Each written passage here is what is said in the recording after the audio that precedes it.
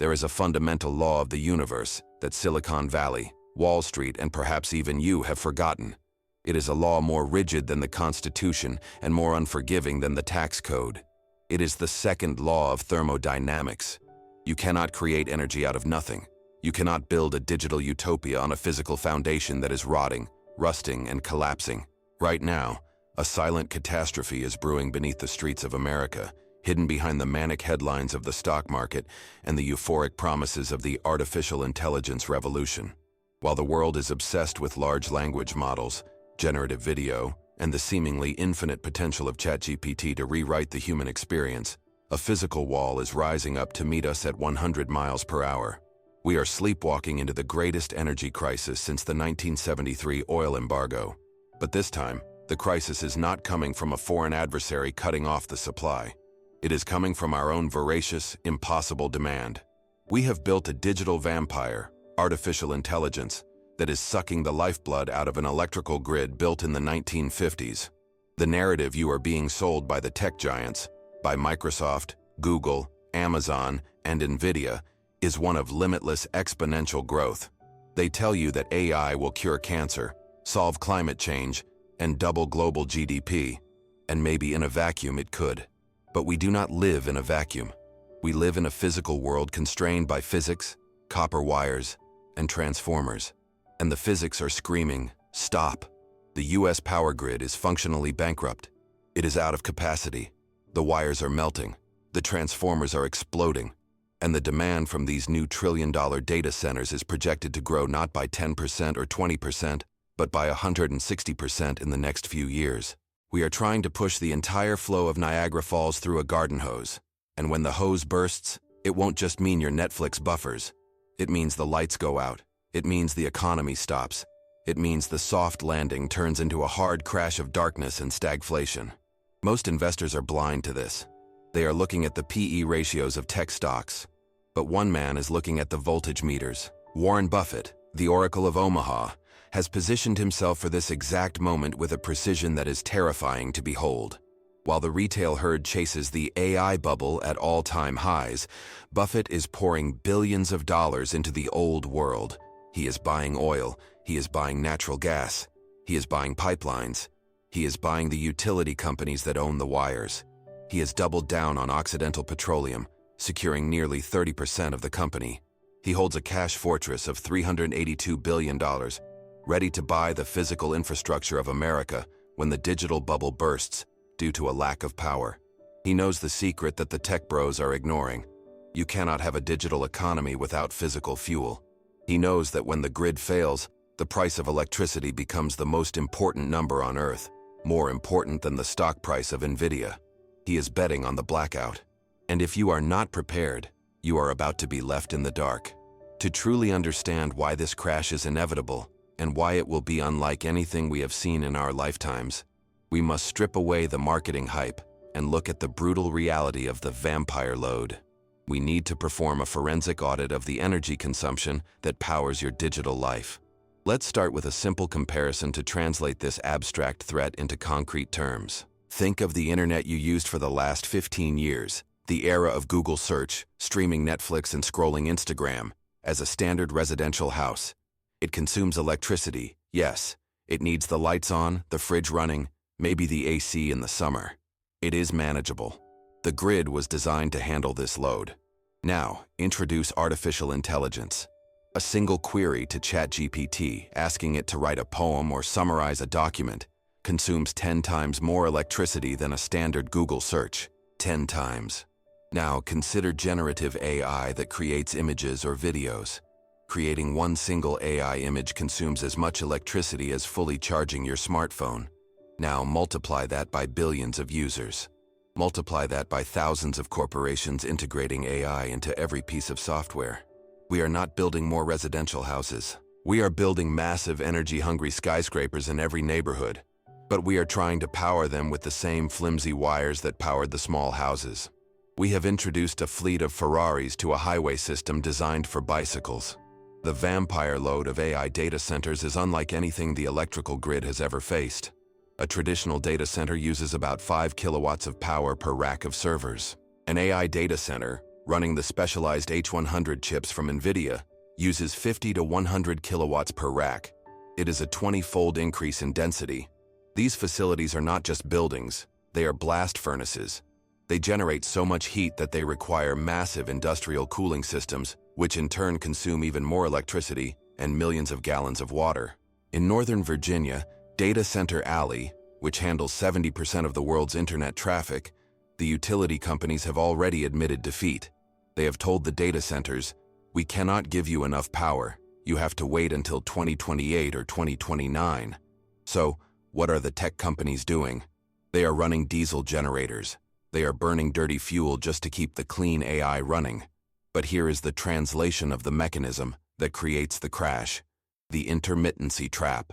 For the last decade, political pressure and ESG, environmental, social, and governance mandates have forced the U.S. grid to shut down baseload power, coal plants and nuclear plants that run 24/7. We replace them with intermittent power, wind and solar. Wind and solar are great when the wind blows and the sun shines. But AI data centers do not sleep.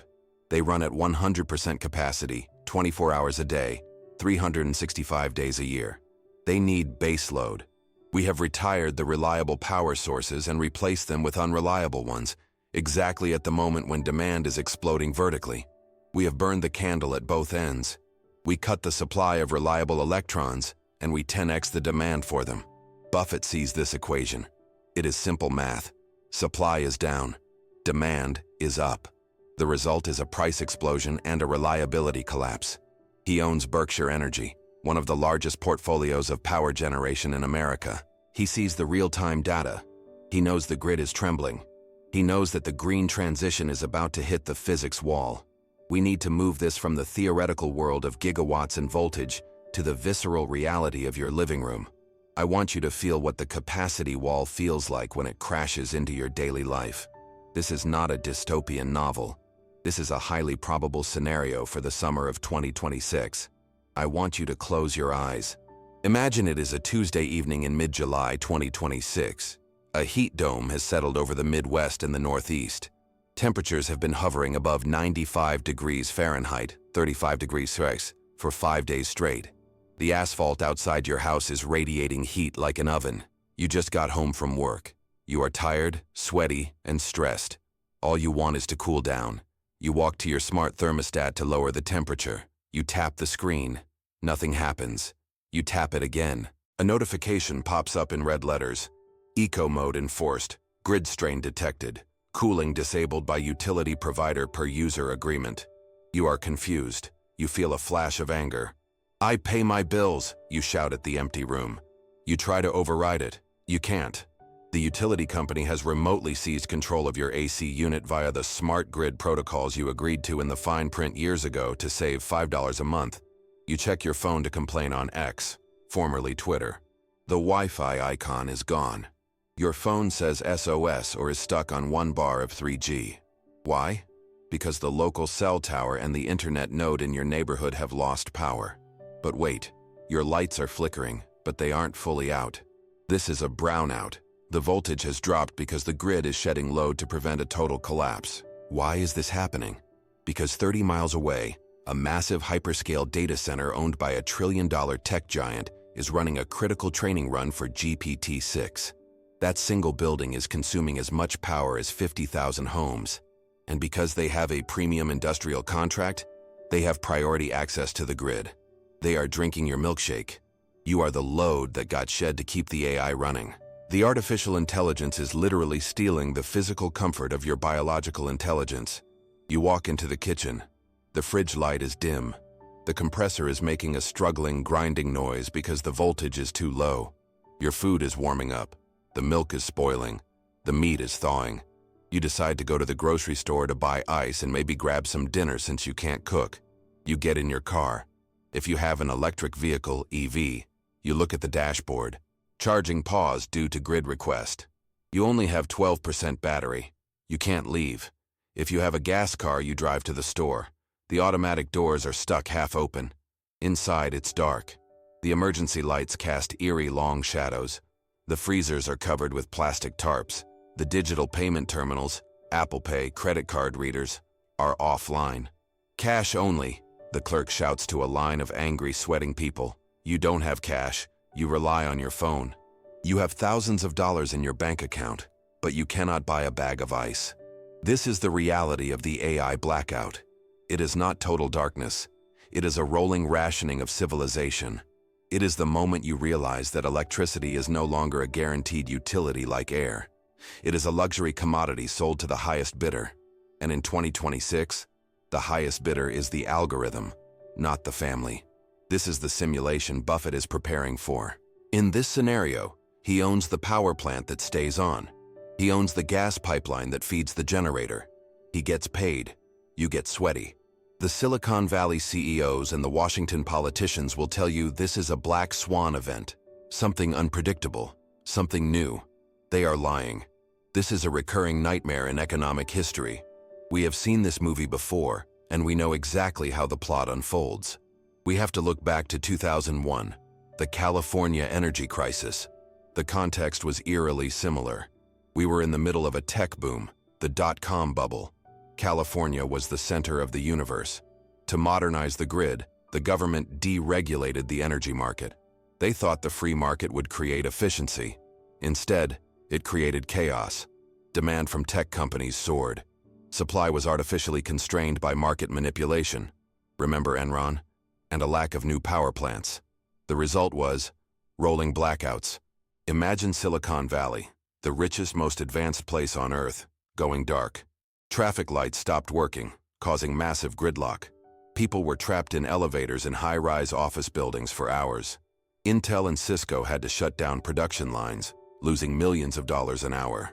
The governor of California, Gray Davis, was eventually recalled, fired, by the voters because of the crisis. It destroyed political careers. It destroyed savings. It proved that a first-world economy is only 3 meals and 3 days of electricity away from anarchy. But the narrative echo goes back even further, to the 1973 oil crisis. In 1973, the US was addicted to cheap Middle Eastern oil. We built our entire society, suburbia, muscle cars, interstate highways, on the assumption that energy would always be cheap and abundant. Then, the Yom Kippur War happened. The spigot was turned off. Oil prices quadrupled overnight. The economy went into cardiac arrest. We had stagflation, high inflation, and high unemployment. Buffett remembers 1973. He remembers 2001. He knows that energy crises follow a specific pattern. Complacency. Everyone assumes power is infinite. Constraint. Demand quietly outstrips supply. Shock. A trigger event. Heat wave, war, or AI demand exposes the deficit. Price explosion. The price of the commodity goes vertical because demand for energy is inelastic. You will pay anything to keep the lights on and the hospital running. Today, the echo is deafening. We have built an entire digital economy on the assumption of cheap, reliable electricity, but we have destroyed the supply of that electricity. The shock phase is arriving now, but here is the plot twist. Here is the hidden mechanism that makes the 2026 crisis truly terrifying and fundamentally unsolvable in the short term. You might be thinking, okay, so we just build more power plants. We just build more wires. Capitalism will solve it. This is where you hit the supply chain wall. The crisis isn't just about electrons, it is about transformers. I'm not talking about the robot movies. I am talking about the physical, heavy, oil-filled metal boxes that sit on top of telephone poles and inside substations. They perform the critical function of stepping down voltage from 100,000 volts, transmission, to 120 volts, your wall socket. Without them, the high voltage would blow up every appliance in your house and burn your neighborhood down. Here is the twist. There is a massive global shortage of grain-oriented electrical steel, GOES, and copper, the two materials required to build these transformers. In 2020, the lead time to order a large high-voltage transformer was about 30 weeks. Today, the lead time is 120 to 140 weeks. That is nearly 3 years. If a transformer blows up in your neighborhood in 2026 due to the heat wave and the strain from EV charging and AI load, the utility company cannot simply replace it. They don't have spares in the warehouse. The warehouse is empty. This means the blackout isn't for an hour. It isn't for a day. It is for months. Imagine a neighborhood without power for 3 months. because the replacement part is stuck in a manufacturing queue in South Korea or China. Furthermore, there is the interconnection queue. Even if we build solar panels and wind farms, we cannot plug them into the grid. The grid is full. There are thousands of energy projects sitting in a bureaucratic line waiting for permission to connect to the transmission lines. The average wait time is now 5 years. We are trapped in a regulatory and physical prison. We physically cannot build the infrastructure fast enough to meet the AI demand that is arriving today. Mark Zuckerberg and Sam Altman know this. Why do you think they are reportedly in talks to build their own private nuclear reactors? Why is Microsoft signing deals to restart 3 Mile Island? They are terrified. They know the public grid is going to fail them. They are building their own lifeboats. Buffett knows this supply chain intimately. His companies buy these transformers. He sees the lead times. He sees the panic in the procurement orders. He is selling the companies that depend on the grid, banks, tech, retail, and buying the companies that are the grid. So, let's analyze Buffett's blackout portfolio with a microscope. How exactly is the Oracle positioning himself to profit from the lights going out? The big bet, Occidental Petroleum, OXY, and Chevron. Why oil? I thought AI ran on electricity. Here is the dirty secret of the grid. The peaker plants. When the wind stops blowing and the sun sets, but the AI servers are still running full blast, what turns on to save the grid from collapsing? Natural gas and oil turbines. They are the backup battery of the world. They are the only thing that stands between civilization and darkness. As AI demand spikes, the demand for natural gas to generate baseload power is exploding. Buffett has acquired a massive stake in OXY not just because he likes gasoline cars, but because OXY controls massive reserves of hydrocarbons in the Permian Basin. He knows that when push comes to shove, the green transition will be paused. The government will not let the internet turn off. They will burn gas. They will burn oil. And OXY will sell it to them at a premium. The utility fortress, Berkshire Energy. Buffett owns Berkshire Hathaway Energy, BHE, which controls a vast network of pipelines and transmission lines across Nevada, Iowa, and the West. In a deregulated market, power generation is competitive. But transmission, the wires, is a natural monopoly. If you want to move power from a wind farm in Iowa to a data center in Chicago, you have to use Buffett's wires. You have to pay the toll. He owns the toll booth on the highway of electrons. Furthermore, regulated utilities have a unique feature: inflation protection. If their costs go up, due to copper prices or labor, they are legally allowed to raise your rates to maintain a guaranteed profit margin, return on equity. It is one of the only businesses that can legally force you to pay more. The cash hoard, $380 billion. Why cash? Because when the grid fails, the economy freezes. Small businesses go bankrupt. Factories shut down. Buffett holds cash to be the liquidity provider of last resort. He will step in and buy distressed power plants, distressed infrastructure, and distressed pipelines for pennies on the dollar when everyone else is panicked.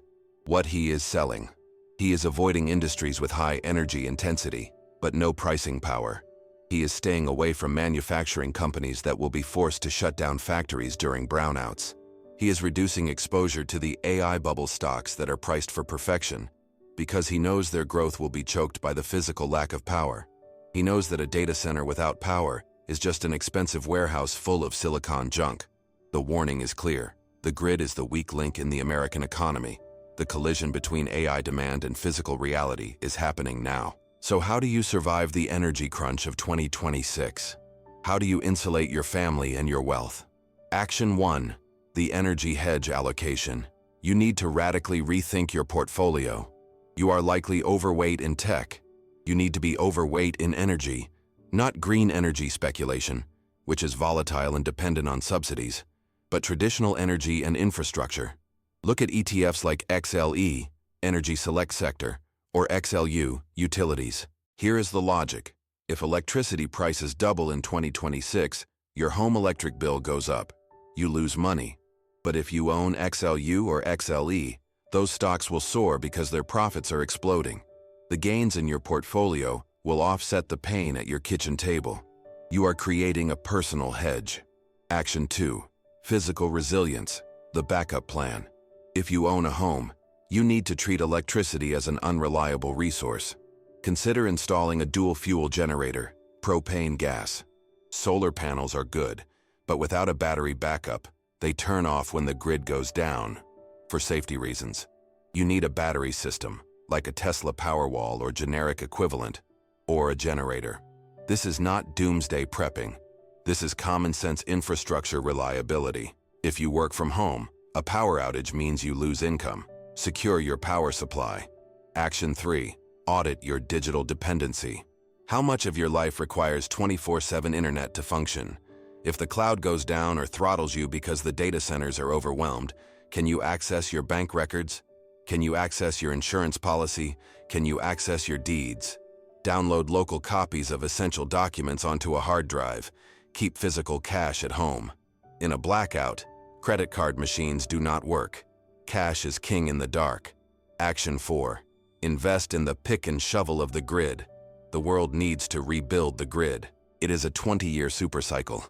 Look at companies that mine copper, ETFs like COPX. An AI data center uses tons of copper. An EV uses 3x more copper than a gas car.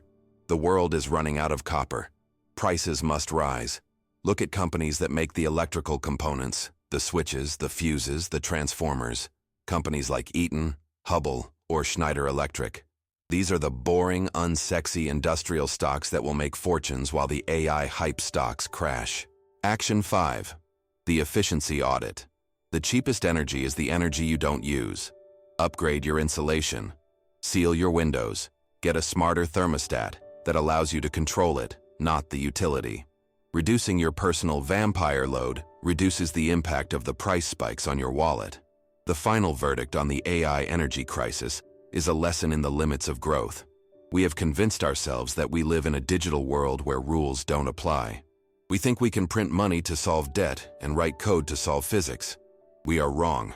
The AI revolution is hitting the wall of physical reality. The collision will be violent.